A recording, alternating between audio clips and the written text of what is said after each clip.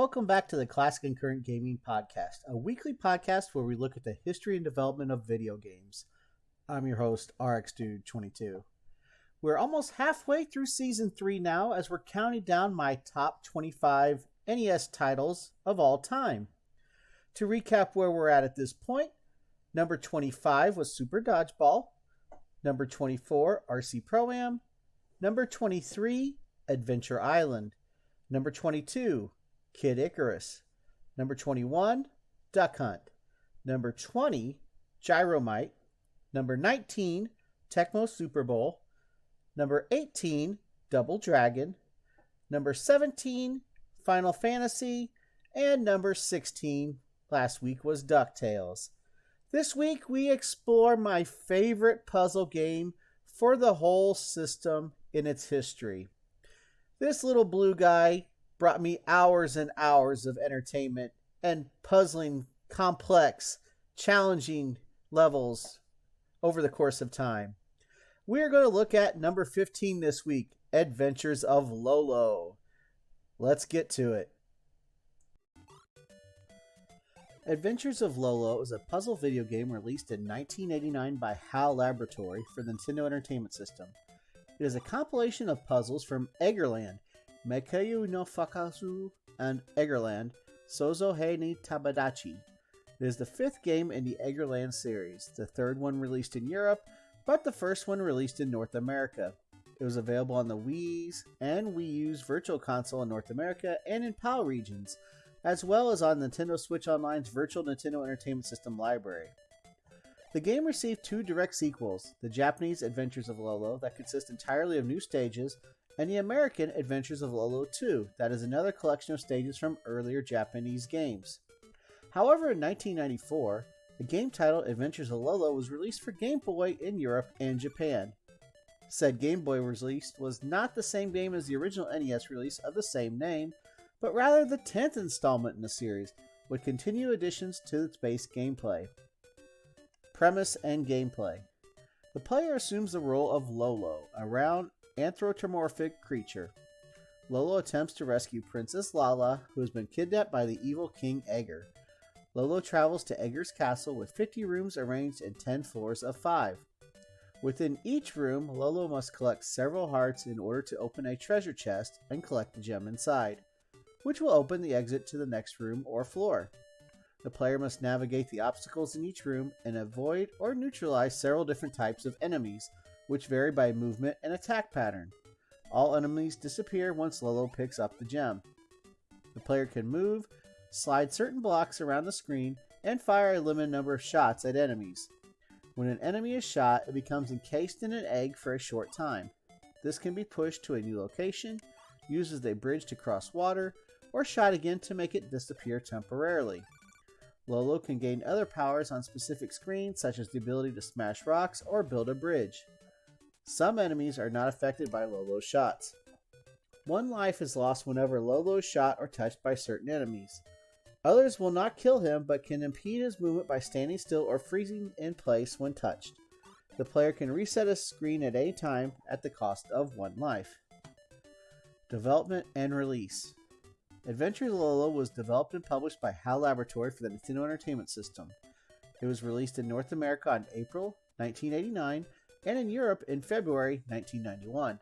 A Nintendo representative commented that Nintendo was, quote, trying to stretch the kids' imaginations with Lolo. It was re-released for the Wii's Virtual Console in 2007 on June 8th in North America and August 6th in PAL regions.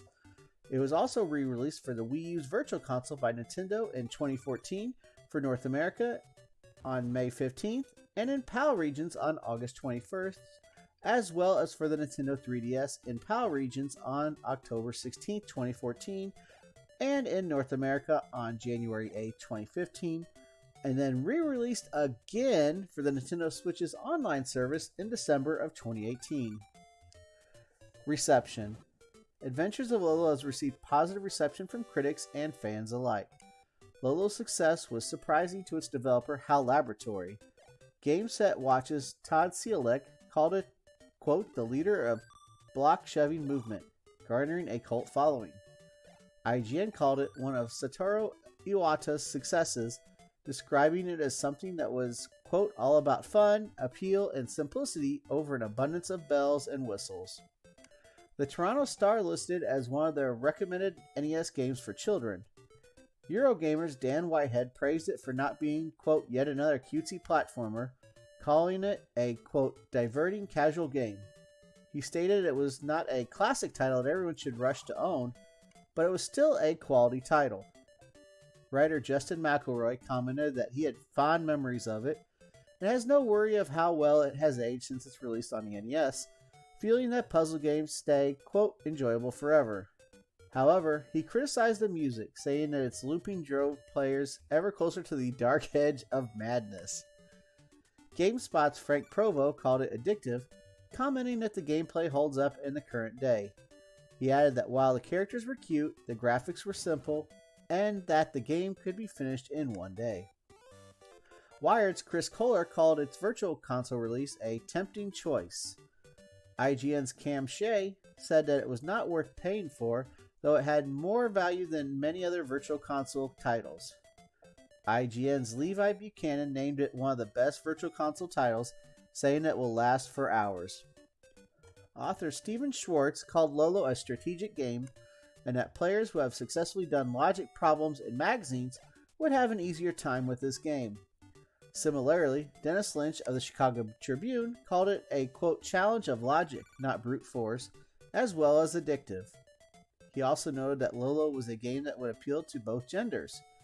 OneUp.com's Jeremy Parrish called it a great puzzle game, calling it highly recommended due to its combination of its complexity and simplicity.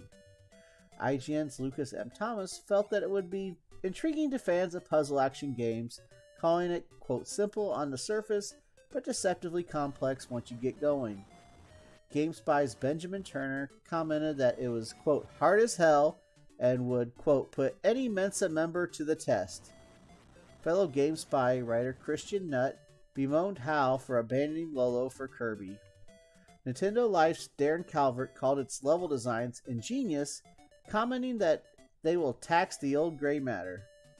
Nintendo World Report's Michael Cole commented that its gameplay remained fresh in its Wii release as well as approachable. Adventures of Lolo's gameplay has been compared to several other video games by critics. GamePro's Heidi Kemps compared Ivy the Kiwi's gameplay to Lolo's. Selby Bateman of Game Players magazine compared the adventurous experience of Lolo to Zelda 2, The Adventure of Link, calling the former more sophisticated. OneUp.com's Kevin Gifford compared it to Wrecking Crew. IGN compared Kickle Cubicle to Lolo, though noting that it was easier. Writer Danny Cohen compared the video game Rollaway and said it was similar to the, quote, find the key, find the exit gameplay of Lolo. It has also been the inspiration for other video games. Video game developer Ryan Clark attributed the inspiration for his video game Professor Fizzlewizzle in part to Adventures of Lolo. Lit developer Adam Tierney drew inspiration for Lit from Lolo. Legacy. Adventures of Lolo was followed by 2 sequels for the Japanese Famicom and 2 sequels for the NES. The Japanese Adventures of Lolo and Adventures of Lolo 2, consisting of new stages, the American Adventures of Lolo 2, another compilation of stages from earlier games, and Adventures of Lolo 3, based on the Japanese Adventures of Lolo 2, but consisting mostly of new stages. A Game Boy follow-up was released in 1994 in Japan as Lolo no Dabokun, but it was localized with the same name, Adventures of Lolo. Lolo and Lala, the game's protagonists, have appeared under the monikers Lololo and La La La in Kirby's Dream Land and later in its adaptation in Kirby Superstar, as well as in Kirby's Avalanche, where they play an antagonist role. Both game series are made by HAL Laboratory Inc. There is also a Lolo reference in Super Meat Boy. All information in the podcast today was provided by Wikipedia.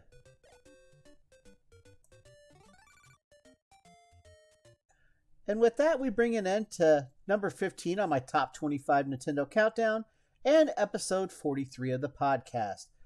We are a weekly podcast where we go over the history and development of a different video game each and every week.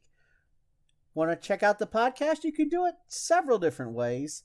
You can watch a video presentation of it with gameplay on YouTube, or you can just listen to it on Spotify or your other favorite listening platform as well. We'll be back next week with number 14 on my top 25 countdown. It's been RxDude22 from the Classic and Current Gaming Podcast signing out. Keep on gaming. See you on the next stream. Be good to each other. And you'll hear me on the next podcast, which will be coming up next week. Everybody have a great week, and we'll see you next time. Take care, everybody.